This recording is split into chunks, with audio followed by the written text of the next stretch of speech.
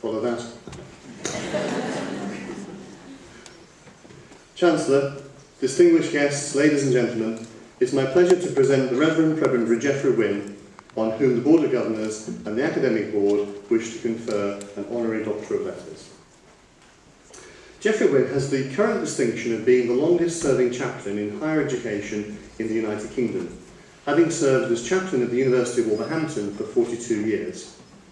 His influence on the development of the university and his untiring support for successive generations of students and staff is beyond measure. It all started so differently, when in 1961 Geoffrey began his first job as a labourer in England's dark satanic steel mills in Scunthorpe. Whilst his term of employment lasted only for a year, it set the scene for Geoffrey's approach to his faith, one that isn't afraid of getting dirty hands. Following 4 years at King's College London and postgraduate work at the London School of Economics, Geoffrey moved to Wolverhampton, where he's remained ever since. During his time at the University of Wolverhampton, Geoffrey's achievements have been extraordinary. In addition to the usual role of a chaplain, he's taught theology, chaired validations of new degree courses across the university, organised national conferences, worked with Beacon Radio to set up a post for religious broadcasting, and since 2003, in his spare time, has been Area Dean for the City of Wolverhampton. Geoffrey has a great gift of discernment. For 24 years, he was the person responsible for recommending to the Bishop of Lichfield candidates for ordination. And during his time at Wolverhampton, he supported more than 80 students who've gone forward for ministry in various churches. It's been suggested that a good sermon has 3 points for a congregation, and it's not difficult to find 3 major projects in the university that will continue as a testament to Geoffrey's tireless work. The first of these is the chaplaincy building itself.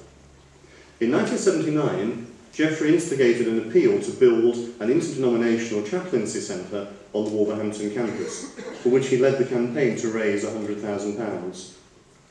Geoffrey has never been a solitary Christian. His work with ministers of other Christian denominations, as well as with Jewish, Muslim and Sikh faith leaders, has been vitally important to him.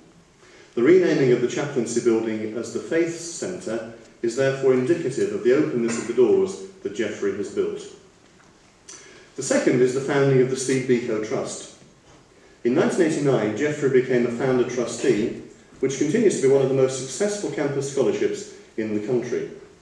Set up to assist refugee or displaced students from Africa to come to Wolverhampton to study, it's so far raised over £200,000 and continues to award scholarships. The third is the annual Carol Service, which has become recognised as a major event in the university's calendar. Over 42 years, Geoffrey has honed and refined the Carol Service as a reflective celebration of Christmas designed to appeal to members of all faiths and those who struggle with the very idea of faith. In particular, his love of music and his work with the university's music department has shone through each year.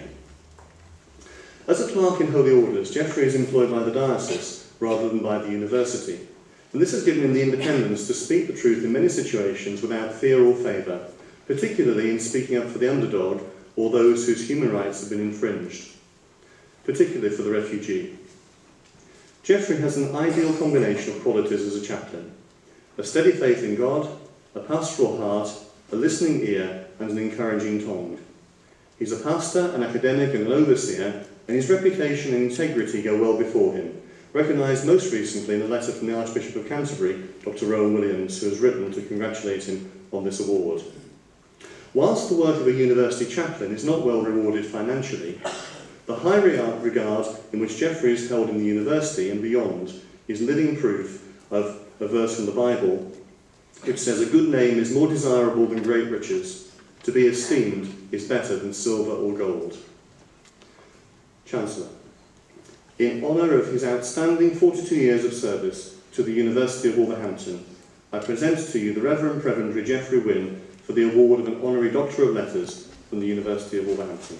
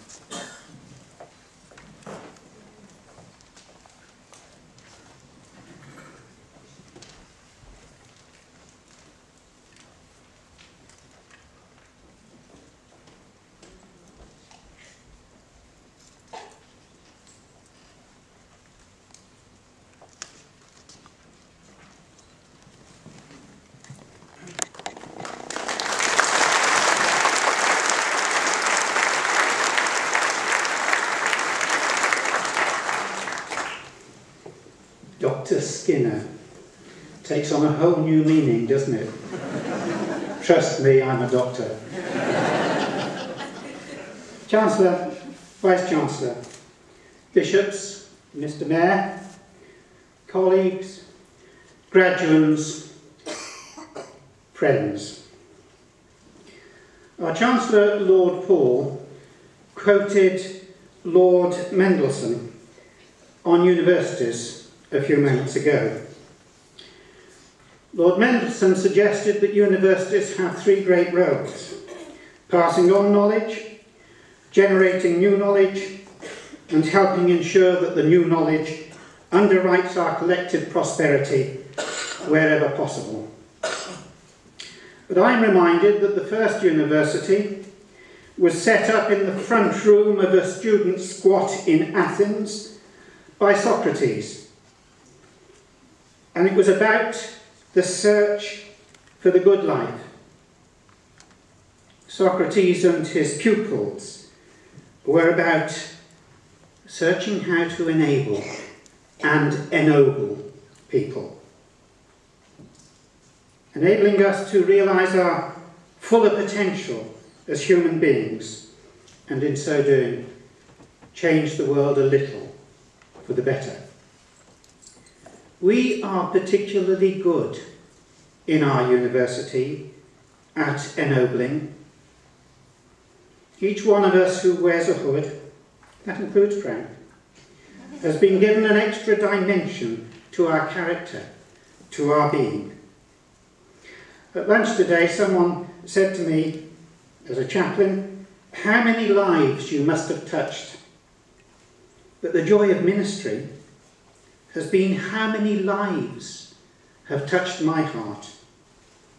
For the good life is not about simply wearing the academic hood of learning, but it's in the meeting with our fellow human beings as we wrestle with life. No man is an island. We don't learn in isolation. We learn in dialogue and in encounter with each other, sharing our pain and our laughter together. That's what dignifies both you and me.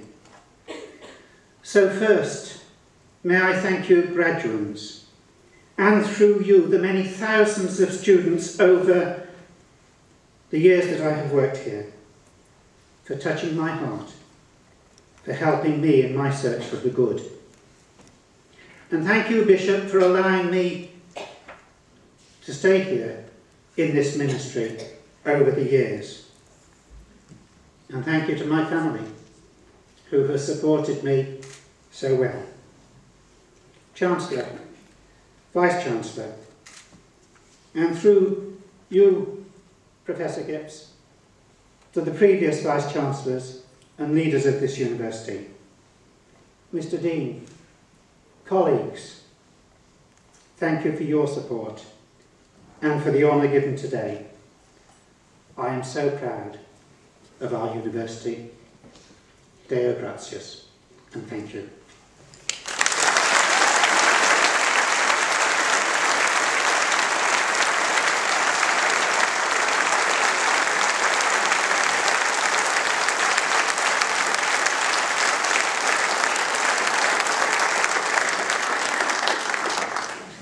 I now call upon Will